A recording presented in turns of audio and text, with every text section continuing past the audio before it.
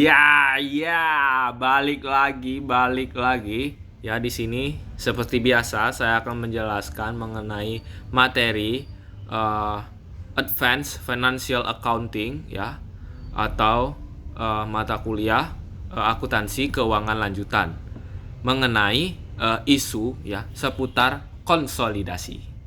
Baiklah, di sini lebih tepatnya dalam bab ini nih ya, itu kita akan membahas seberapa penting isu yang sering muncul dalam proses penyusunan laporan keuangan konsolidasian. Nah, konsolidasi itu merupakan proses penyatuan laporan keuangan antara entitas induk dan gimana ya? Dan seluruh, kata tepatnya dan seluruh entitas anaknya, sehingga dapat mencerminkan posisi keuangan serta hasil usaha dari satu kelompok perusahaan secara menyeluruh. Nah, namun dalam praktiknya itu proses ini sering menghadapi berbagai permasalahan yang perlu dipahami dengan baik. Ya, salah satu isu utama adalah penentuan kepemilikan dan pengendalian. Pengendalian ini di sini berarti kemampuan entitas untuk mengatur kebijakan keuangan dan operasional anak perusahaan guna memperoleh manfaat dari aktivitasnya. Nah, biasanya itu pengendalian terjadi ketika entitas induk memiliki lebih dari 50% saham dengan hak suara. Namun dalam beberapa kasus ya, pengendalian juga dapat terjadi tanpa kepemilikan mayoritas, misalnya melalui perjanjian atau hak khusus yang dimiliki. Nah, isu berikutnya adalah pengakuan dan nilai aset serta kewajiban anak perusahaan pada saat konsolidasi awal.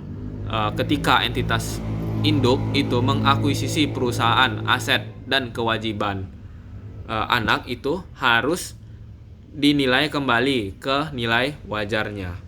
Selisih antara harga perolehan investasi dan nilai wajar aset bersih yang diakuisisi akan menghasilkan goodwill. Jika nilainya positif ya, atau gain from bargain purchase ya. Jika nilainya negatif, maka ya nggak gain, loss. Nah, goodwill ini nantinya akan diuji penurunan nilainya itu secara berkala untuk memastikan nilai yang dilaporkan tetap realistis. Nah, selain itu terdapat pula permasalahan terkait transaksi antar entitas dalam satu grup, seperti penjualan barang, jasa atau aset induk dan anak. Nah, transaksi ini tidak boleh mempengaruhi laba konsolidasi, ya, sehingga harus dilakukan eliminasi terhadap akun pendapatan, beban piutang, utang, serta keuntungan atau kerugian yang belum terrealisasi. Nah, isu lain juga yang tidak kalah penting adalah perlakuan terhadap kepentingan non-pengendali atau KNP, yaitu bagian laba dan ekuitas yang dimiliki oleh pihak lain di luar entitas induk. Nah, dalam laporan keuangan konsolidasi, kepentingan non-pengendali disajikan secara terpisah dengan memberikan gambaran yang adil mengenai porsi kepemilikan masing-masing pihak. Nah, selanjutnya perubahan kepemilikan saham juga memiliki perhatian dalam konsolidasi.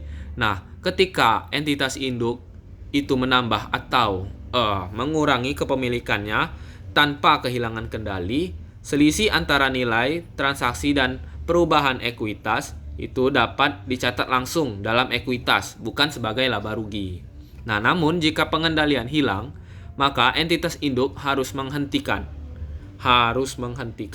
pengakuan atas aset, kewajiban, dan goodwill anak perusahaan, ya, serta mengakui keuntungan atau kerugian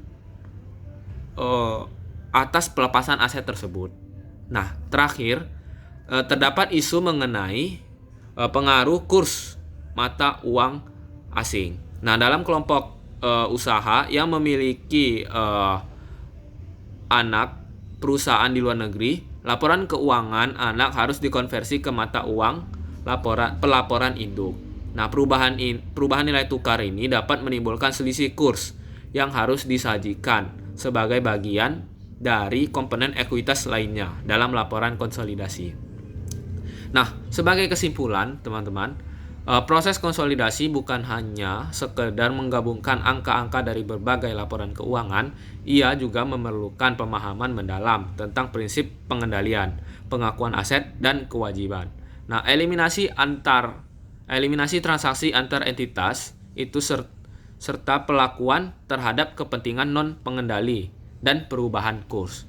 Ya, jadi banyak ya pemahaman yang perlu diperdalam di sini. Nah, dengan memahami seluruh isu ini, ya, penyusunan laporan keuangan konsolidasian itu dapat menghasilkan informasi yang lebih akurat, transparan, dan mencerminkan kondisi ekonomi grup ya secara sebenarnya. Ya, mungkin itu yang dapat saya sampaikan. Lebih dan kurang mohon maaf. Ya. Kepada Allah saya mohon ampun. Ya. Wassalamualaikum warahmatullahi wabarakatuh. Peace and out, man.